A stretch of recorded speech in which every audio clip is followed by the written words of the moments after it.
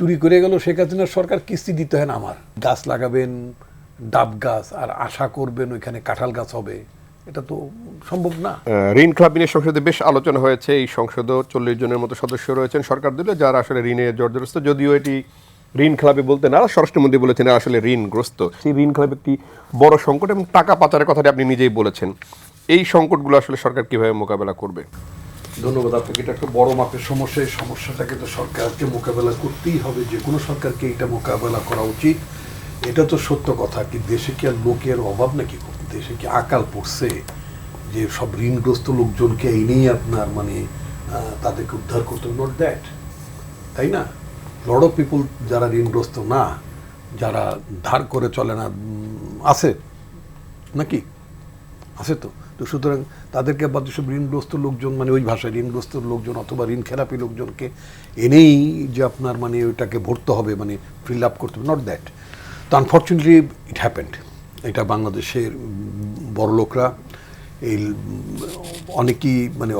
অনেকেই হ্যাবিচুয়াল ঋণ খেলাপি, টাকা ব্যাংকের টাকা নেন, টাকা দিতে চান না, দেন না, পরিশোধ করেন না, মেরে ধরে খাওয়ার একটা প্রবণতা থাকে অনেকের, এবং এইগুলো দিয়ে ফাটানি করে আর কি তারা। ঠিক আছে? বিএনপি এত বড় একটি দল, তার দলে কি এর ভালো প্রার্থী পাওয়া যাচ্ছিল না, এরকম বিষয়টি না?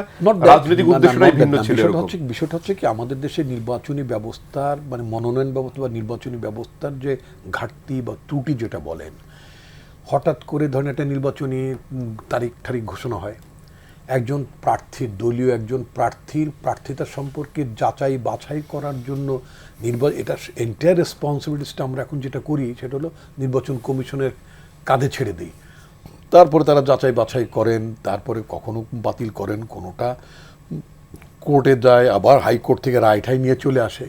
এটা যদি একটা আমি যেটা বলতে চাই কি, এটা একটা প্রক্রিয়াটা, আমি বারবার কথাটা বলি, সেটা হচ্ছে যে মার্কিন যুক্তরাষ্ট্রে একজন প্রার্থী ফিক্স হওয়ার আগে, চূড়ান্ত নির্বাচন আগে প্রায় বছরখানেক আগে তিনি ফিক্স হয়ে যান কে তাদের প্রার্থী হবে।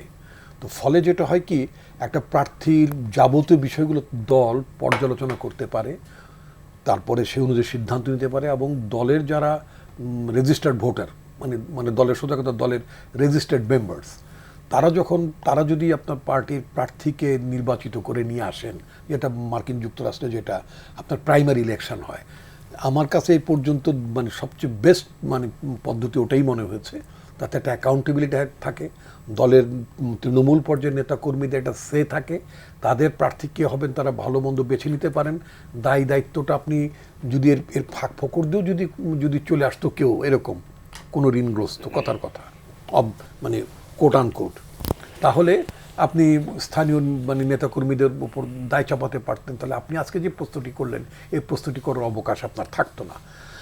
আমি বারবার বলবো, যারা বাংলাদেশের নির্বাচন ব্যবস্থা নিয়ে কথা তোলেন, গোড়াতে সমস্যা সমাধান না করে আপনি গাছ লাগাবেন ডাব গাছ আর আশা করবেন ওইখানে কাঁঠাল গাছ হবে, এটা তো সম্ভব না। সামনে তো স্থানীয় সরকার নির্বাচন আছে, আপনার দলীয় ফোরামে আপনি এই ধরনের প্রস্তাব দিবেন কিনা? হ্যাঁ, নিশ্চয়। আমি গত 4-5 বছর ধরে রিলেন্টলেসলি আমি দিয়ে যাচ্ছি।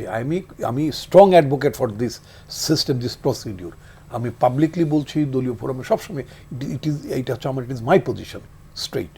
এখন আমি একটু আমাদের স্নেহস্পদ ফরিদের কথায় বলতে চাই। ফরিদ বারবার বলছে চাপে পড়ে বিএনপি সরকার এটা করেছে, ওটা করেছে। এটা কি খুব ভালো জিনিস না? এটাকে একটা অটোক্রেটিক গভর্নমেন্ট। একটা autocratic government, they don't care. তারা কাউকে কেয়ার করে না।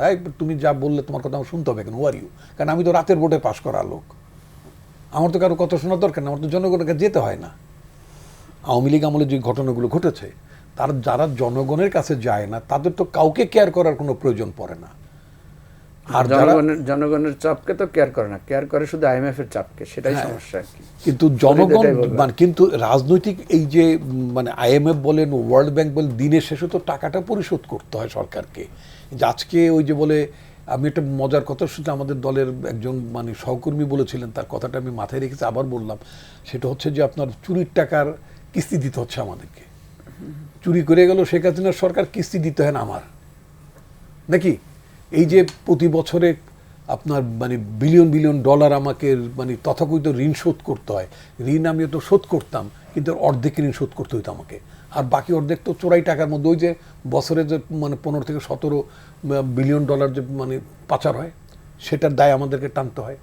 তো আমি যেটা বলছিলাম সেটা হচ্ছে যে আপনার একটা ডেমোক্রেটিক গভর্নমেন্ট সবসময় সমালোচনা শুনবে, সমালোচনা মনোযোগ দেবে এবং সেটাকে কর্ণপাত করবে, এবং দিনের শেষে দেশের জন্য, জনগণের জন্য যেটা ভালো হবে বলে মনে করা হবে, এবং তারা সেই সিদ্ধান্তে সেখানে মানে সিদ্ধান্ত পরিবর্তন করবেন। এতে করে কোনো লজ্জার অবকাশ নেই, কোনো লজ্জার ব্যাপার নাই। আমি মনে করব it is a great honour to the sentiment of the people বা অপোজিশন, তারা যেটা চাচ্ছেন, বলছেন, সমালোচনা করছেন, সেটাকে মানিয়ে আমলে নেওয়া, কগনিজেন্সে নেওয়া। আর কগনিজেন্সে না নেওয়া তো একটা ডেমোক্রেসি না।